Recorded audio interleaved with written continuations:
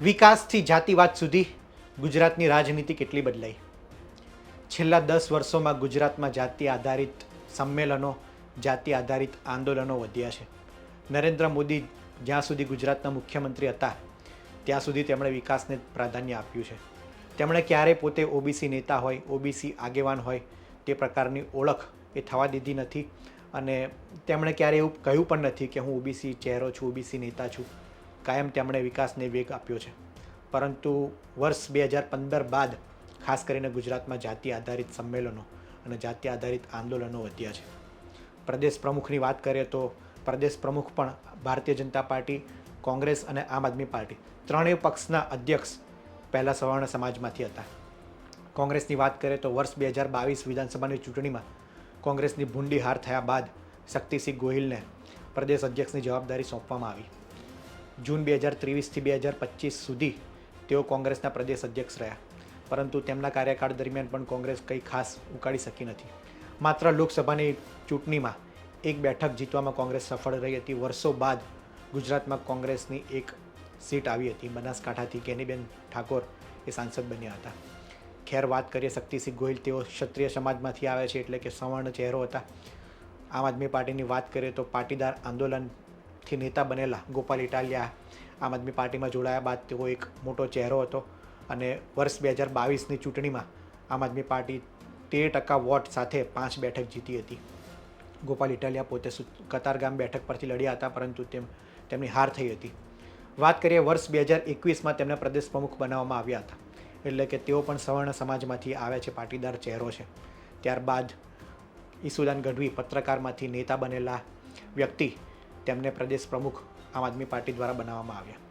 અને ભારતીય જનતા પાર્ટીની વાત કરીએ તો CR પાટીલ પહેલાં નોન ગુજરાતી પ્રદેશ પ્રમુખ ભારતીય જનતા પાર્ટીએ નિયુક્ત કરી, એટલે કે CR પાટીલ પણ વર્ષ 2020થી લઈને 2025 સુધી ભાજપના પ્રદેશ અધ્યક્ષ બન્યા. તે પણ સવર્ણ સમાજમાંથી આવે છે. તેમના નેતૃત્વ હેઠળ ભાજપ એક સારી સ્થિતિએ, શ્રેષ્ઠ કહી શકાય તેવા આયામ સુધી પહોંચ્યું.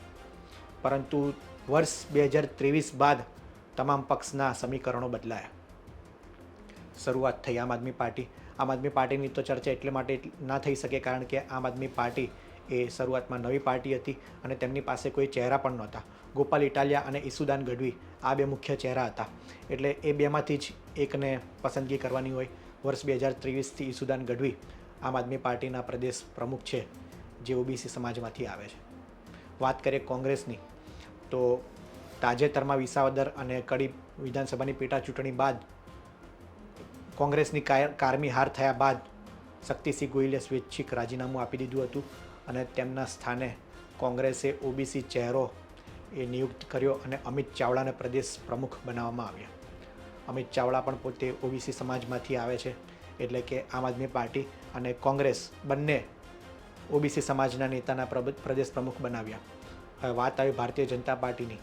ભારતીય જનતા પાર્ટીમાં વર્ષ 2024માં લોકસભા ચૂંટણી જીતીને CR પાટીલે કેન્દ્રીય મંત્રી બન્યા.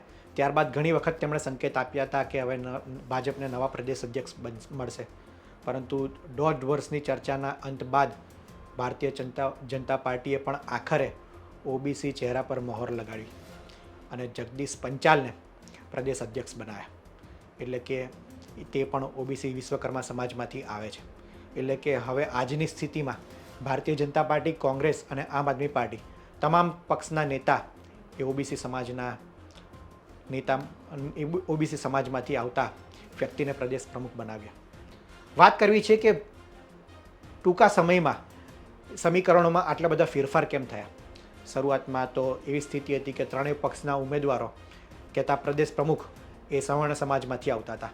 ત્યારે આજે સ્થિતિ એ છે કે ત્રણેય પક્ષના પ્રદેશ પ્રમુખ એ ઓબીસી સમાજના બની ગયા છે.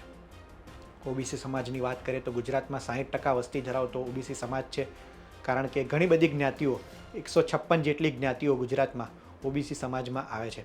એટલે કોઈ પણ પક્ષ એ ઓબીસી સમાજની અવગણના કરી શકે નહીં. અને તેમના વોટ શેરની પણ વાત કરીએ તો સૌથી વધુ વોટ શેર ધરાવતો સમાજ એ ઓબીસી સમાજની વાત છે. કોઈ પણ રાજનીતિમાં એવું કહેવાય છે કે રાજનીતિ એ જાતિ આધારિત જ ચાલતી હોય. કોઈ પણ પક્ષ એવો દાવો કરે કે અમે જાતિ આધારિત ટિકિટની વહેંચણી નથી કરતા, કે અમે જાતિવાદ નથી અપનાવતા તે માની શકાય નહીં, કારણ કે ટિકિટની વહેંચણીથી લઈને કોઈ પણ પક્ષમાં અંદર કોઈ પદ આપવાનું હોય ત્યારે જાતિ આધારિત તેને ધ્યાને રાખીને જ એ પ્રદેશ પ્રમુખથી લઈને કોઈ પણ પદ એ આપવામાં આવતું હોય છે. વાત કરીએ ગુજરાતની, તો ગુજરાતમાં એવું કહેવાય છે કે સવર્ણ સમાજ, મોટા ભાગે સવર્ણ સમાજ એ ભાજપ તરફી વોટ આપતો આવ્યો છે, અને જ્યારે SC/ST કે મુસ્લિમ સમાજ એ કોંગ્રેસ અથવા વિપક્ષી પક્ષ તરફ સમર્પિત રહ્યો છે. એટલે કે મોટા ભાગે તેઓ કોંગ્રેસ કે વિપક્ષી દળોને વોટ આપતા હોય છે. પરંતુ છેલ્લા 10 વર્ષમાં આ સમીકરણો પણ બદલાયા છે. સવર્ણ સમાજનો કેટલોક ભાગ પણ ભાજપથી નારાજ થઈ રહ્યો છે અને બીજા પક્ષ જેમ કે આમ આદમી પાર્ટીથી લઈને અન્ય પક્ષ તરફ વળ્યો છે. બીજી તરફ SC/ST જે કોંગ્રેસની મજબૂત વોટ બેંક ગણાતી હતી તેમાંથી પણ એક વર્ગ હવે નારાજ થયો છે અને બીજી તરફ વળ્યો છે, બીજા પક્ષો તરફ વળ્યો છે, ભારતીય જનતા પાર્ટીથી લઈને અન્ય પક્ષ તરફ. જ્યારે OBC સમાજ એ કોઈ પણ પાર્ટી માટે નિર્ણાયક મતદાર છે અને OBC સમાજના 60% વોટ એ નક્કી કરે છે કે સરકારમાં ખાસ એ ફેર પાડી શકે છે. અને OBC સમાજની વાત કરીએ તો OBC નેતાઓ એટલા મોટા કદના અત્યાર સુધી જોવા મળ્યા નથી, પરંતુ હવે જિલ્લા તાલુકા પંચાયતની ચૂંટણી આવે છે ત્યારે 27% OBC અનામતની પણ સરકારે જાહેરાત કર્યા બાદ હવે તમામ પક્ષો એ OBC ચહેરાને શોધવામાં રહ્યા છે. કારણ કે અત્યાર સુધીની એક પેટર્ન રહી છે કે આ સમાજ તો આ પાર્ટીનો મતદાર રહે, આ સમાજ તો આ પાર્ટીનો મતદાર રહે. ભલે રાજનીતિમાં પક્ષો એવું કહેતા હોય કે અમે જાતિવાદને પ્રોત્સાહન નથી આપતા, જાતિ આધારિત ટિકિટની વહેંચણી નથી થતી. એ વાત અલગ છે કે અમદાવાદ, વડોદરા જેવા મોટા શહેરોમાં અમુક બેઠકો પર જાતિવાદ એ કોઈ અસર પાડતો નથી, ફક્ત સિમ્બોલના આધારે ચૂંટણી જીતાતી હોય છે. પરંતુ એ બેઠકો ખૂબ ઓછી અને ગૌણ છે. જ્યારે બીજી અમુક ગામડાની વાત કરીએ કે સૌરાષ્ટ્રની વાત કરીએ ત્યાં જાતિ આધારિત જ ટિકિટની વહેંચણી થતી હોય છે અને તે રીતના જ લોકો મતદાન પણ કરતા હોય છે કે આપણા સમાજનો વ્યક્તિ છે એટલે આપણે એને ચૂંટવો જોઈએ.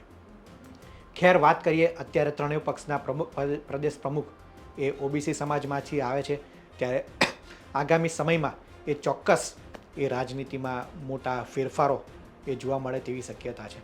કારણ કે પાટીદાર સમાજ જે વર્ષોથી ભારતીય જનતા પાર્ટી સાથે સંકળાયેલો મનાય છે, ત્યારે વિસાવદરમાં ગોપાલ ઇટાલિયા જીત્યા બાદ એવી ચર્ચા ચાલે છે કે પાટીદાર સમાજનો એક મોટો વર્ગ એ આમ આદમી પાર્ટી તરફ ઝુકાવ રહ્યો છે. અને તેની શરૂઆત થઈ વર્ષ 2021 કોર્પોરેશનની ચૂંટણીમાં. સુરત કોર્પોરેશનની ચૂંટણીમાં આમ આદમી પાર્ટી 27 બેઠક જીતવામાં સફળ રહી. ત્યારે ગુજરાતભરમાં ખાસ કરીને હાહાકાર મચી ગયો હતો, કારણ કે સુરત એ CR પાટીલનો ગઢ છે. બીજી તરફ હર્ષ સંઘવી ગૃહ રાજ્યમંત્રી તે પણ સુરતથી આવે છે અને ત્યાં આમ આદમી પાર્ટીએ મોટી સેંધ પાડી હતી. ત્યારે CR પાટીલ જે પ્રદેશ ભાજપના અધ્યક્ષ છે તેમણે પણ વાત કરી હતી કે સોનાની થાળીમાં એ છિદ્ર પડી ગયું, તે પ્રકારની તેમણે વાત કરી હતી. ત્યારે પણ જાતિ આધારિત જ સમીકરણો કામ આવ્યા હતા, કારણ કે સુરતમાં મોટા પાયે પાટીદાર જે સમાજ છે ત્યાંની સીટ જીતવામાં આમ આદમી પાર્ટી એ સફળતા મળી હતી. ત્યારે આગામી સમયમાં ગુજરાતને તો એક તરફ વાત થતી હતી કે ગુજરાતમાં વિકાસને પ્રોત્સાહન આપવામાં આવે છે, પરંતુ આજની સ્થિતિ જોતાં લાગી રહ્યું છે કે ગુજરાતમાં હવે જાતિવાદ એ હાવી થઈ રહ્યો છે. સામાન્ય રીતના ઉત્તર પ્રદેશ અને બિહારની જે પ્રમાણેની રાજનીતિ થતી આવી છે કે ત્યાં જાતિ આધારિત રાજનીતિ ચાલતી હોય, તે પ્રકારની સ્થિતિ હવે ગુજરાતની રાજનીતિમાં પણ જોવા મળે છે અને તેની અસર પણ શરૂ થઈ ગઈ હોય તેવું લાગી રહ્યું છે. આ અંગે આપનું શું માનવું છે તેમને કોમેન્ટમાં જરૂર જણાવશો. આ વિડીયોમાં હાલ આટલું જ. ધન્યવાદ.